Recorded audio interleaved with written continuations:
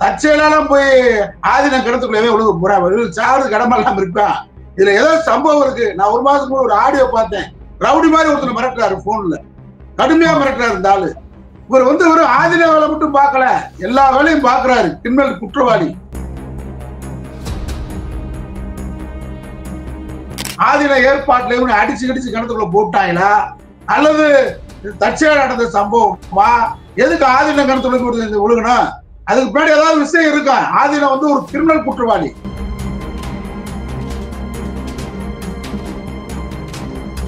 தர்மஸ்தாலா மாதிரி பல சம்பவம் நடக்கக்கூடிய ஆள் தான் அந்த ஆளு. சாதாரண ஆள்ல ஆளை பார்த்தாலே தெரியும்ல, அகத்தின் அழகு புறத்தில் தெரியும் மாதிரி இந்த ஆளை பார்த்தாலே கிரிமினல் குற்றவாளி மாதிரி இருக்கான்.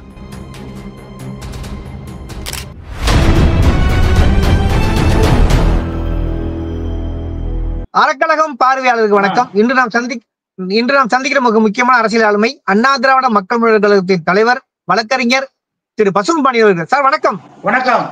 குறிப்பா மதுரை ஆதீனம்னாலே சமீப காலமாக பெரிய சர்ச்சைக்கு ஆளாகி இருக்கிறார். இப்ப பாத்தீங்கன்னாக்கா அவர் சொந்தமான நிலத்துல ஒரு கிணத்துல பாத்தீங்கன்னா ஒரு ஆண் சடலம் கண்டெடுக்கப்பட்டிருக்குது. முதற்கட்டமா எப்படி சார் பாக்குறீங்க? இந்த ஆதீனத்தை பொறுத்தளவுல கிரிமினல் குற்றவாளி. அதனால இந்த ஆதீனத்துல நடக்கக்கூடிய சமாச்சாரங்கள் அனைத்தும் சந்தேகத்துக்குரியவை, விசாரணைக்குரியவை. அதனால கடந்த ஒரு மாசத்துக்கு முன்னாடி கூட ஒரு போன் ஆடியோ எனக்கு கூட ஒண்ணு வந்திருந்தது. ஒருத்தர் கடுமையான முறையில பேசுறாரு. அதாவது ஒரு முற்றும் துறந்த முனிவர் மாதிரிலாம் ஒரு நடவடிக்கை இல்லை. இவருடைய நடவடிக்கை என்பது சாதி மோதல்கள் உருவாக்குவதற்காகவும் மத மோதலை உருவாக்குவதற்காகவும் இவர் ஒரு அராஜக பெருவழியாக தொடர்ந்து மதுரையிலே நடந்து கொள்கின்றார். ஆகவே இந்த கிணத்துல விழுந்தது சம்பந்தமாக முழுமையான விசாரணை நடத்தப்பட வேண்டும். ஆதீன சமாச்சாரங்கள் அவ்வளவு ஈஸியா நம்ம கடந்து போயிட முடியாது. அதனால எனக்கு இதுல சந்தேகங்கள் இருக்கு. அவர் நல்லா உடல் திடகாத்திரமானவர் தான்.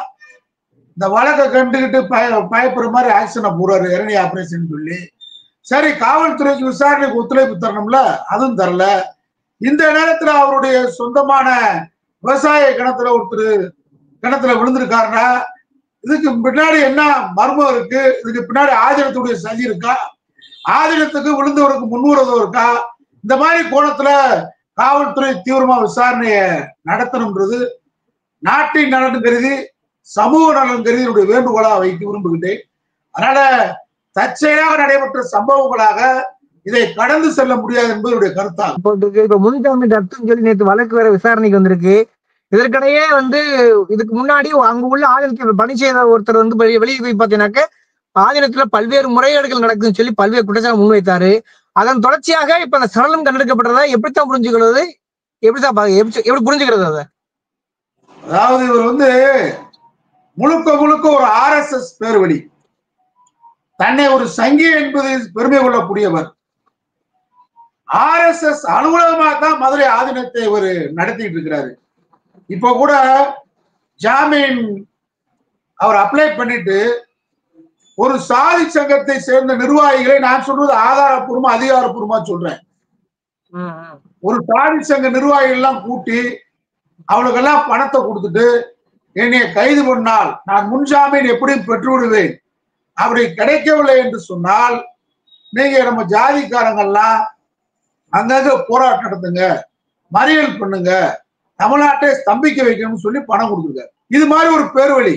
இப்ப தற்செயலா நடந்த சம்பவம், அந்த போக்குவரத்து விபத்து ஏற்படுற மாதிரி நடந்த சம்பவம் என்பது யதார்த்தமா நடந்த சம்பவம்.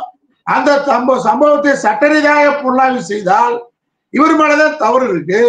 இந்த நிலையில ஒரு பெரிய அபாயமான பொய்ய போடுறாரு. தாடி குல்லா அப்படின்னு அந்த உடல் மொழியை பாருங்க. அதாவது தமிழ்நாடா இருக்க போய் இது பெரியார் மண்ணா இருக்க போய் அண்ணாவால் பக்குவப்படுத்தப்பட்ட மண்ணா, ஒரு திராவிட மண்ணா இருக்கிறதுனால இங்க மத மோதல் ஏற்படுத்தல. இதே மாதிரி வடக்கெல்லாம் இருந்திருந்தா பெரிய இந்து மத முஸ்லிம் மத மோதல் வந்திருக்கும்.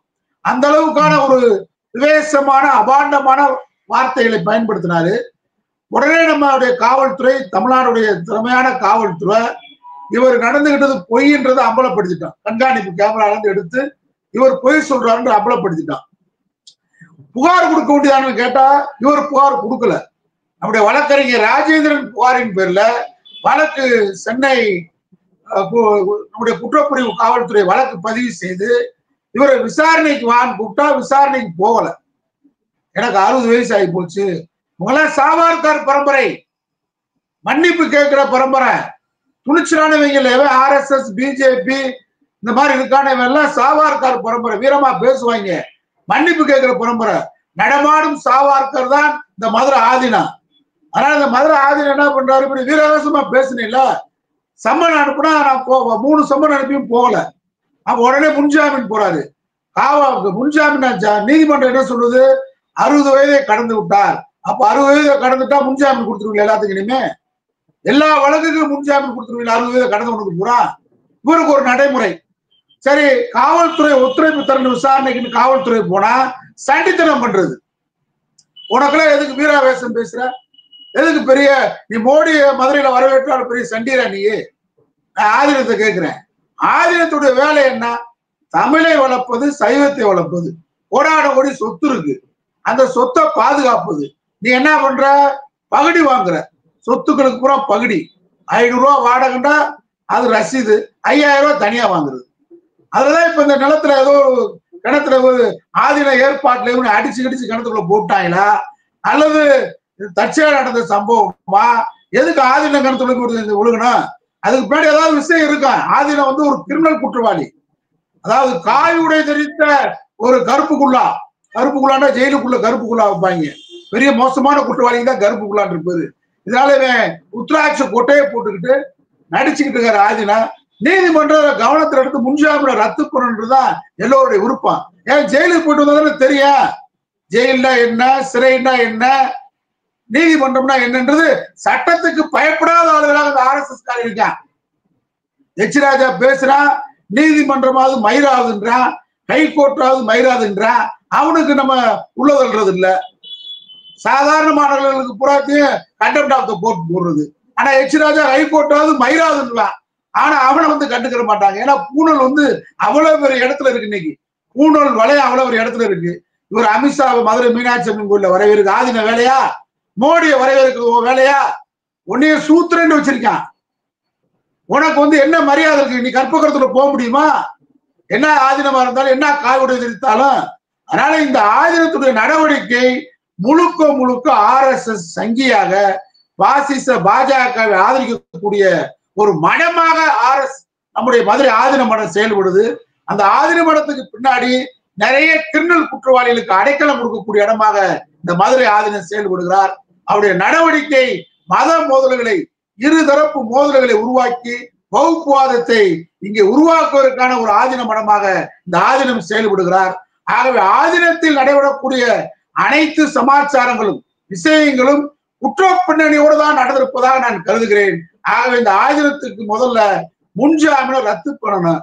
சட்டத்துக்கு முன்னாடி அனைவரும் சமம். All are equal before in law. சட்டத்துக்கு முன்னாடி அனைவரும் சமம். அதெல்லாம் காய் உடை தெரிந்தவனுக்கு 60 வயசு ஆயிட்டா அவனுக்கு முன்ஜாமீன் கொடுப்பீங்க, விசாரணைக்கு ஒத்துழைக்க மாட்டான். என்ன அர்த்தம் இது? அப்ப சட்டத்துக்கு முன்னுதாரணமா நடக்க வேண்டாமா?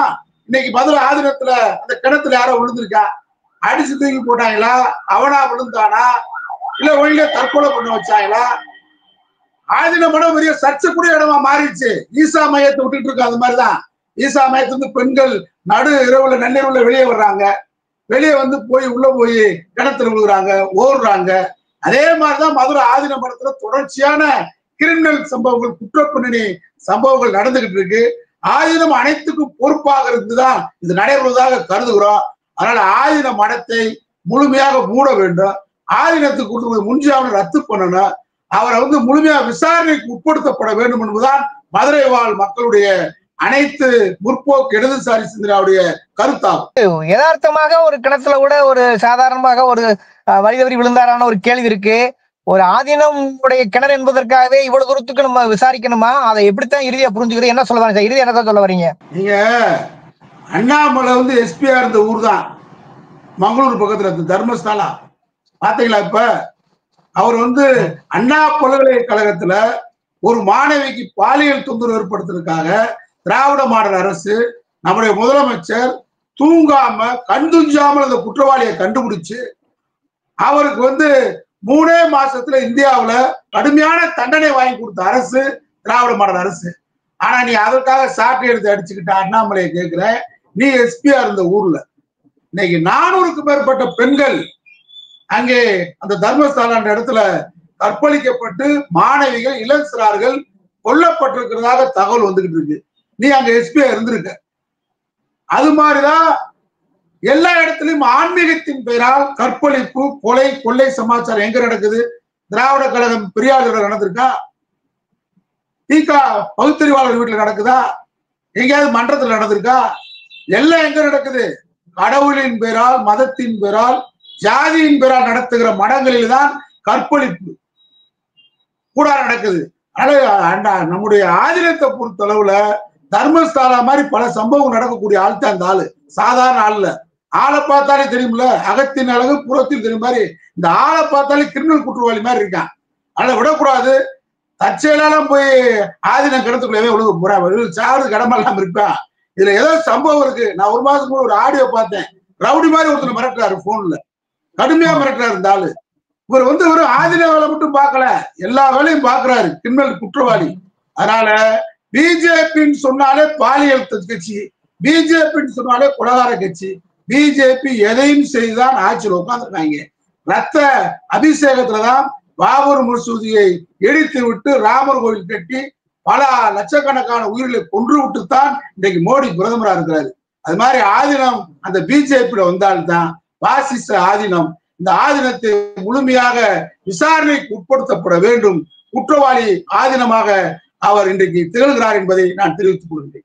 இது முதல் சம்பவங்கள் மேக்சிமம் உங்களுக்கு தெரியாம எதுவும் இல்லை. ஓரளவுக்கு நீங்க அனலைஸ் பண்ணி அவ்வப்போது பேசுறீங்க, அதுக்காக வழக்கு வாங்குறீங்க.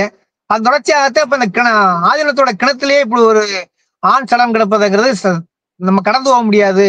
அதை போலீஸ் உரிய விசாரணை மேற்கொண்டு உள்ளதை வெளிக்கொண்டு சொல்றீங்க. அப்படியே மக்கள் பார்வைக்கு விட்டு விடுகிறேன். இந்த விவாதத்தோட அறக்கலத்துக்காக நேரம் ஒதுக்கிற மாதிரி சார். நன்றி.